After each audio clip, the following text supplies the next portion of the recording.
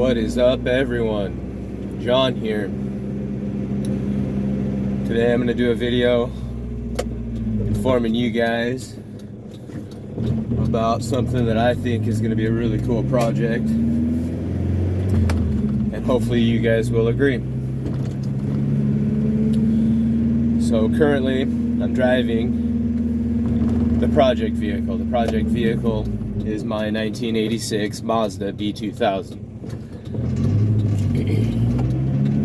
Back in the day, I used to have a 99 S10 that I did a V8 swap in, and it was kind of a hokey pokey rig, but it worked. It had decent power. It was fun to drive and slide around in. Well, now that I've had some time to think about things and experience to understand what I should or should not do, I want to build another V8 powered mini truck. Well, this one, like I said, is an 86 Mazda B2000. My intentions are to do an LS swap. I want to back it with a CD09 out of like a 350Z. I'm gonna do full coilover conversion front and rear right off the bat.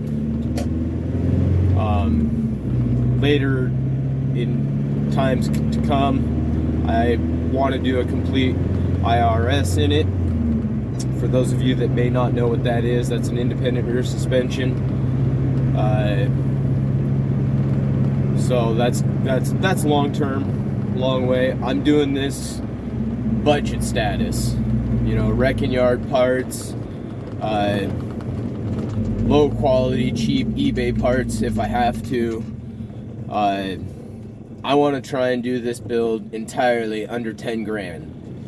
There are going to be some parts that I have to pay a premium for because it's just going to be more efficient and reliable that way. For example, the transmission. I was planning on getting or using T56 or like the Tremec 6060 because it'll bolt right up to the LS motor. Well, after a lot of research and looking around and trying to find one, all of the sourcing I've come across were used transmissions for anywhere from $1,200 to $1,800, upwards of $2,500, which seems really, really outrageous to me for a used transmission. High mileage, unknown condition. Yeah, they say they're certified used or what have you, or they've tested it and it's proven good, whatever. I don't trust that. I can get a CD09 for $2,200 brand new from Nissan. Buy an adapter kit and bam, I've got a brand new 0-mile transmission that's gonna be reliable. Absolutely. So that's the way I'm gonna go. Junkyard LS motor, you know, that's kind of a crapshoot, but if you know what you're looking for, which I like to think that I do, maybe I don't, you know, you can get a pretty good motor. They're quality motors to start with, so if you find one that's been a vehicle that's been crashed as opposed to perfectly mint, indicating that the mint vehicle has a blown motor or transmission, I'm not gonna gamble there. But so that's my motor and transmission combination. I'm gonna do coilovers front and rear. Obviously then I'm gonna have to do a custom coilover or shock towers, if you will, in the front, because this truck came factory with torsion bar setup. Great for just a little cruiser truck that you're just gonna daily drive as is, not gonna build anything, but you want to do some performance type applications, torsion bars suck. The rear end is going to stay solid axle for now. I'm going to put in a Ford 8.8 out of an Explorer or something like that. You know, they came factory with an LSD a variety of gear ratios. So that's the plan for the rear end, the transmission, and the motor. Currently, the truck, like I said, is an 86 Mazda B2000. I've done a little bit of work to it because shortly after I bought it, put a head gasket in it. Like 2 days later, it had gotten stolen, and in a week and a half's time frame, while it was stolen, somebody, the thieves I assume, obviously, crashed it. So I had to replace all of the front components and pull the bulkhead of the bed out, because when they crashed it, they had something heavy in it unstrapped, and it slid forward, pushed the bed in probably 2 or 3 inches, as well as the cab an inch or so. And so I pulled that out. Well, they also spray painted the hood gold, the fender black, and the doors black, and the part of the bed black. And so I did a rattle can paint job, and I think it turned out pretty decent. I mean, obviously, for a rattle can paint job, it can only be so good. I also didn't do the best prep work, but here in a short bit, I will take you on a walk around, kind of give you the lowdown on the exterior.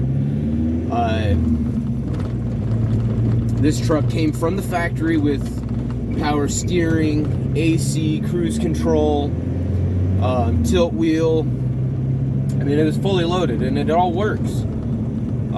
It's got 225,000 miles on it, and it leaks like a sieve as far as the oil is concerned. Not a big issue, not in a huge rush to try and fix it, because I don't plan on keeping this motor and transmission for very long. But as it is, I love driving this thing. It is a riot. Gutless. I think they say it's got 85 horsepower and 110 pound-feet of torque, which, I don't know, maybe on a good day.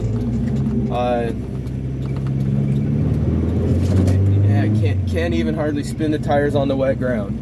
So, but it's fun to drive. Gets good gas mileage, and for the time being, I'm gonna drive it as it is until I accumulate the rest of the parts. I do have the motor. I do have the rear end. I have the coilovers, which are just cheap eBay specials. Things that I still need to get. I need to get the transmission. I need to get the adapter for the transmission. I also need to look into a cooling system. I'm gonna do a Holley Terminator X for a standalone wiring harness.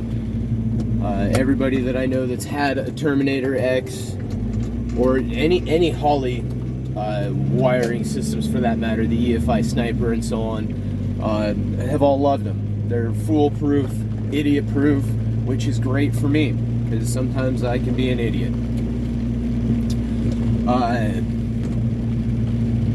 So yeah, that's kind of the quick and dirty of it. I'm not going to start this build until I have all the parts for it, because I don't want a lot of downtime. And since this truck runs and drives really well and it's fun to drive, then I am going to keep driving it until I have all of the parts accumulated. I will update as I get more parts and explain what they are and how I intend to use them. And if anybody's interested, when this is all said and done, I will give a cost breakdown, because I'm trying to do this, like I said, on a budget. I would like to be under 10 grand for the complete build. I'm on a good start. Let's see. I have pretty much shopped for and acquired prices for all of what I'm gonna need, so I think I'm gonna be right at it. Now, there are some things I haven't yet accounted for, things like fuel lines, radiator hoses, sensors, things like that I haven't discovered that I need yet. So I'm not sure. There will obviously be added costs, but I think I'll still be able to manage under that 10 grand. So now that I'm home, let's go ahead and show you the truck. All right, so here's the truck. She's not the best to look at. If you have a keen eye, you can see that there are two different colors. Different batches of paint, I suppose, when I rattle canned it. But this is it, my 86 Mazda B2000. I like it a lot. Like I said, it was crashed. I'll try and post some clips of it before it got redone, but I had to replace all of the front end, the grille, the bumper, the lower valance, and both of the end caps. The Mazda emblem there is the original from, I believe, 86, unless it was replaced before. So it's pretty straight. Got a dent in the door there, and then as you can see, that dent there, that was put there by the thieves for whatever they did to it. The interior here is really clean. It is this hideous red, but you know, it's all there. The door panels are flat, they're not broken. I mean, we got some minor broken pieces there, you know, some seat wear, but hey, like I said, it's an 86, got 220 some thousand miles on it. Gonna have a little wear and tear. I put these taillight covers on, taillight lenses. I really like those. The tailgate originally had Mazda embossed across the entire center of it, and I didn't like that, so I replaced it with this tailgate. Had the Mazda sticker made because I couldn't find one other than in gray, and I wanted black because, as you can maybe see, the green and black's kind of a thing here. Wasn't by choice, it's just by accident. I happened to have a can of this green from something else, and I bought more, and ta-da, here we are. So look at this side. Seat's got a little bit of a tear, but otherwise it is clean. You know, got a factory tack. Check it out, AC, and that bugger actually works. It's not very cold, needs charged. Yeah, this is it in all its wonderful 1986 glory. Under the bag there is the future motor for it. I said it was an LS, technically it's not. It's a 5.3 Vortec out of a 05 Chevy Tahoe. Over there, you can see I've got a bunch of boxes.